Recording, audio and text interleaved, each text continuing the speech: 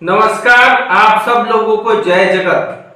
आज आप लोगों के बीच में दारुण दास्तां लेके आया हूं और मुझे लगता है कि इस देश का कोई भी संवेदनशील नागरिक आज पिछले 54 दिनों से ज्यादा इस लॉकडाउन के हो गए हैं।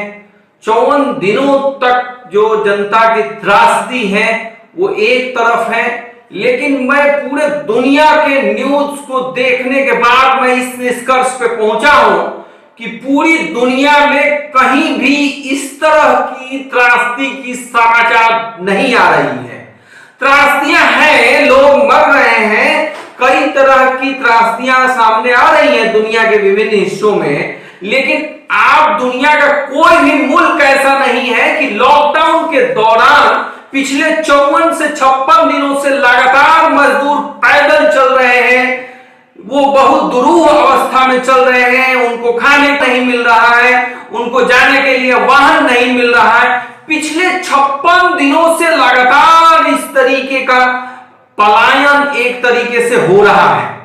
मित्रों, आज हम इस सरकार के नीति और नियत दोनों पर सवाल उठा रहे हैं, इसलिए कि नीतिगत जो चूक हुई थी वो तो जनता कर्फ्यू से शुरू हो गई थी, लेकिन नियत इसलिए आज संदेहों के घेरे में है कि इतने दिन हो जाने के बाद भी कोई नीतिगत इस तरीके का निर्णय नहीं लिया गया जिससे व्यापक पैमाने पर ये छीट-फूट जो ट्रेनें चल रही हैं, ये ट्रेनें वर्तमान जो मजदूरों के पलायन है, जो आम लोगों के ट्रांसपोर्टेशन की अत्यंत आवश्यकता है, उसको पूरा नहीं कर पा रही है। इसलिए नीति के साथ मुझे लगता है कि आज नियत भी संदेहों के घेरे में है।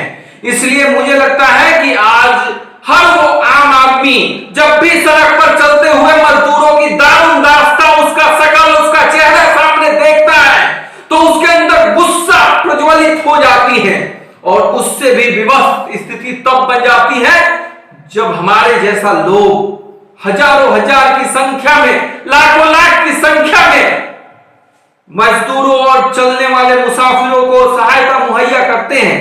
स्थानीय प्रशासन का जब सहयोग नहीं मिलता है तो निश्चित तौर पर एक ऐसा आक्रोश जन्म लेता है, एक ऐसा आक्रोश जिससे व्यवस्था पर से विश्वास टूटने लगता है। आज बहुत दुर्भाग्य के साथ कहना चाहता हूं, मैं सारण छपरा का निवासी होने के नाते जब मैं यहाँ के जिला पदाधिकारी से यहाँ सामुदायिक किचन के लिए हमने अनुमति मांगी, यहाँ के जिला पदाधिकारी ने मना कर दिया, कहा कि सोशल डिस्टेंसिंग का अनुपालन नहीं होगा। जिलाधिकारी महोदय, ठीक है, मुझसे अनुपालन नहीं होगा, लेकिन आपकी क्या जवाबदेही बनती है? आप कहीं भी सामुदायिक किचन का प्रबंधन किए हैं इस चल रहे मजदूरों के लिए? चूंकि सारण का जो जिला है उत्तर प्रदेश का सीमावर्ती जिला है, उन सीमावर्ती जिला में मजदूर विभिन्न प्रदेशों से पलायन करते हुए माझी पुल से क्रॉस करके आ रहे हैं, गोपालगंज के रास्ते पैदल चलते हुए आ रहे हैं। कोई प्रबंधन नहीं है ऐसा जिस प्रबंधन की वजह से या तो सरकार उस तरह की व्यवस्था करे। समाज के लोग, मुझे दुर्भाग्य के साथ कहना पड़ता है कि सामाजिक कार्यकर्ता के रूप में विभिन्न सारे संगठन और समूह और संवेदनशील नागरिकों के द्वारा स्वयं स्फूर्त पहल हो रहा है, लेकिन उस पहल की कोई वैधानिक अनुमति नहीं दी जा रही है और उसके पीछे बिहार सरकार का एक हिडन एजेंडा है, यह प्रशासनिक तंत्र का एक हिडन एजेंडा है। जो भी पैसा आ रहा है सरकार का, उन सारे पैसे को ये दिखाएंगे कि हमने इतना सारा काम किया, और समाज के लोग तो कहीं रिकॉग्नाइज ही नहीं हो रहे। आज कहीं रिकॉग्नाइज नहीं हो रहे कि सिविल सोसाइटी के द्वारा इस तरह के कार्यक्रम चल रहा है। सरकार चुपचाप इसको अपने खाते में भुनाने का काम कर रही है। इसलिए मित्रों, बहुत दुरूह स्थिति है। क्वारंटाइन सेंटर की जो हाल है, उस हाल को अगर मैं व्यक्त करूं तो अन्यथा मत लीजिएगा। हर मजदूर के प्रति हमारी सहानुभूति है, क्वारंटीन होना चाहिए, उन मजदूरों का होना चाहिए, लेकिन क्वारंटीन सेंटर के आड़ में आज जिस तरीके से प्रशासन ने, जिस तरह से सरकार ने केवल अपने खजाने को भ्रष्टाचार के रूप में भरने की, जो तिजोरी भरने की कोशिश की है, वो कभी बर्दाश्त नहीं होगा। जिस तरह से बाढ़ की त्रासदी में अधिकारियों को एक मौज मिल जाती है, उस तरीके से आज कोरोना की त्रासदी में बिहार के सभी अधिकारियों को मौज हो गया है। लूट की खुली छूट मिली हुई है। इन अधिकारियों पर कोई नकेल कसने वाला नहीं है, कोई सवाल नहीं खड़ा करने वाला है।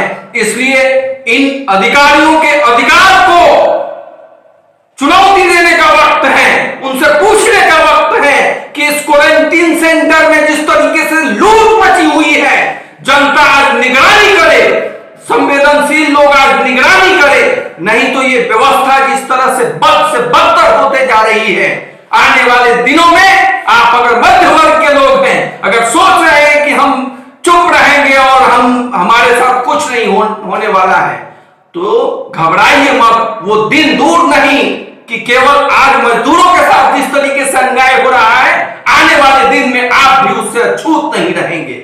निश्चित तौर पर मेरी बातें कड़वी हैं, लेकिन जमीनी सच्चाई यही है और सच कड़वी होती है। आज जिस तरह से मजदूर बिलख रहे हैं, रो रहे हैं, उनके पैर नहीं चल पा रहे हैं, उसको देखने के बाद कोई भी संवेदनशील आदमी के अंदर की आत्मा जग जाएगी। वो इस व्यवस्था से सवाल पूछेगी कि आखिर ट्रेनों का परिसंचालन व्यापक पैमाने पर करके क्यों नहीं संचालित किया जा रहा है। इसलिए सरकार की नीति तो पूरे इस लॉकडाउन में विफल रही, लेकिन आज सरकारों की नियत भी संदेहों के घेरे में है। इसलिए मैं निवेदन करना चाहता हूं, जो भी जहां भी है, इस क्वारंटीन सेंटर के नाम पर हो रहे लूट का पर्दाफाश करे। जिस तरह से लूट हो रही है, लूट की खुली छूट मिल गई है, उस खुली छूट को आज हम सब लोगों को मिलकर चुनौती देना पड़ेगा। हमारा पैसा जिस तरीके से बाढ़ के पानी की तरह ये मुलाजिम एडमिनिस्ट्रेशन के लोग जिस तरह से बहवा रहे हैं, निश्चित तौर पर यह चिंता का और दुख का विषय है। खास करके बिहार प्रदेश में जहां सबसे ज्यादा पलायन हुआ है, इसके लिए त्रासदी का विषय है। आज का युग धर्म है, आप इस समाज को बचा लीजिए, आप इस देश को बचा लीजिए, पूरी दुनिया को बचा लीजिए, और अंत में मैं कहूंगा कि मानवता को बचा लीजिए, पकड़ दीजिए। इस त्रासदी की घड़ी में आप सब लोगों के अंदर हृदय परिवर्तन होना चाहिए।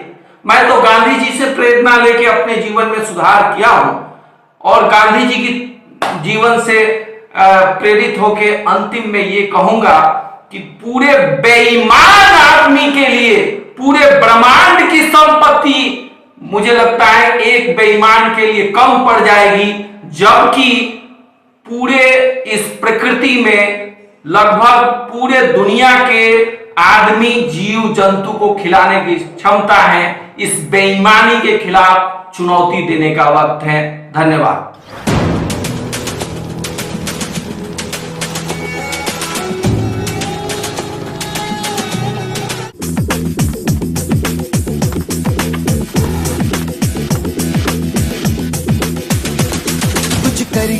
कुछ करिए नस नस मेरी खोले, हाय कुछ करिए।